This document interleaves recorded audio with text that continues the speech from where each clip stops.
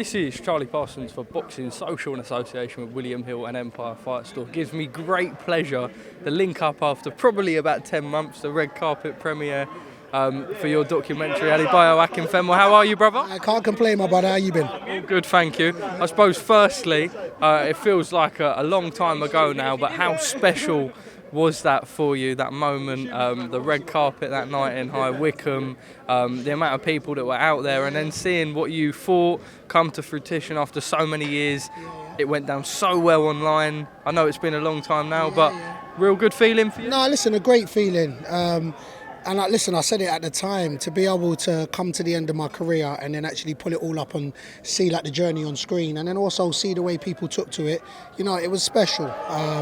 And I know now, forever, even the kids now can be able to take a look at Dad's life and that. So listen, it's a great feeling. But now we're making a transition, and I'm enjoying the transition. I'm enjoying being retired. I remember when seeing it, I saw that you always fancied yourself as a boxing MC. You did tick that off the list. How special was that as a moment? It was dope, I won't even lie. And I said that the thing about sports or like events, it's that connection with the energy, with the crowd, and that's what I loved. I remember getting into the ring, I got on the mic, and yeah, man, I just had that connection. So, like, it was dope, man. I said it. I said, when I retire, I'm going to try as many different things as possible. I did that. I ticked that off. And I just say, watch your space for the new things. You talk about memories for the grandkids and the kids that you are cementing and you have down the line, all on video as well, which is always better for them to look back. Telling me if it ain't on video, it didn't happen. That's what they be saying nowadays. You get me? So. Look, we're here at the Rumble in the Jungle rematch launch. There's a lot of us who sort of are here. We didn't really know what to expect tonight, but we've come in, we've got a grasp of the feeling inside.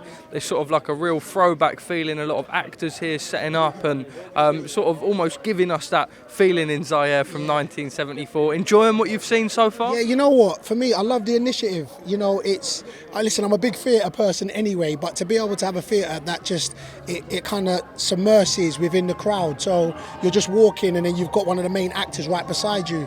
And it's a dope feeling. Ali was before my time, but of course I've seen the films, I've seen the footage. So, and I do think that Ali was the original in the sense of everybody that came after him as being unapologetically himself. And that's a mantra that I live by for what he did in the ring and outside the ring. So coming to this place here now, you know what it is, sometimes the not knowing is a real good feeling. So that's what it is. You're not knowing what's going on, but you're feeling the energy. I was going to say, you're someone who's a big boxing fan anyway, especially the heavyweights. This is something that, look, it's a Wednesday night in London. When you're around, you're getting yourself down there, aren't you? Yeah, 100%. This was something that, as soon as I heard about this, I was like, look, I'm going to be a part of it. I love boxing. That's just what it is. And like you said, the heavyweight division, some people would say I'm a heavyweight. Me, I say I'm a lightweight. I'm playing with you. But yeah. That's a featherweight person. It'd be easy, old squeezy. But nah, man, for me, this is what I like. I like this. And I like anything where, you know what I'm saying, it's competitive and it connects the energy and it connects the crowd. For me, that's what I'm all about. So 100% I was coming to take this in, and I haven't been disappointed. Well, just two quick ones from me. We saw the Fury and Ngannou press conference last week. I believe you were there. What do you make of it? All the carnage just involved. Fury's had his critics. We know that people want him to fight Alexander Usyk, but look, it is what it is. A lot of MMA fans are happy to see Francis Ngannou get his shot. A great story behind him. Your thoughts on the event and what you saw at the press conference? You know what? There's a few takes. When Fury came out and said, look, I sit on the fence in it, but when he came out and said, look, I'm going to fight what certain people want to see and what kind of brings me the big bag. That's how he quoted. I respect somebody that comes out and just be honest like that. I do think it's an intriguing matchup. You know, don't get it twisted. It's the boxing ring. You expect Fury to box him, but listen, Ngannou, he's used to taking punches in the face, and he has got one of the powerfulest punches around. So, and that's why I love the heavyweight, because you got a puncher's chance, and that's what the thing is. I think it is an intriguing matchup. Look, of course, Fury's going to be the favourite, but you never know, and that's the reason why I think there's so much interest, and that's why people are going to be watching the fight. Just two more quick ones from me. It looks like Anthony Joshua, Deontay Wilder won't happen after being teased at us for years and years and years. Someone put something out saying that the first time that this fight was spoke about on the big time, was 2015. We're now 2023. It's still not happening. It's frustrating, right? It is. Like, don't get the game twisted. And like, AJ's my guy, innit? So I want to see him snooze, my man. I'm not even gonna lie. I want to see him snooze Wilder. But listen, as somebody who's not saying I know ins and outs of it, but if it's not meant to be, it's not meant to be, and that's how I kind of see it. We're all disappointed because we want to see the best of the best fight up, and especially that matchup. That's two ferocious punchers going back to back, you know.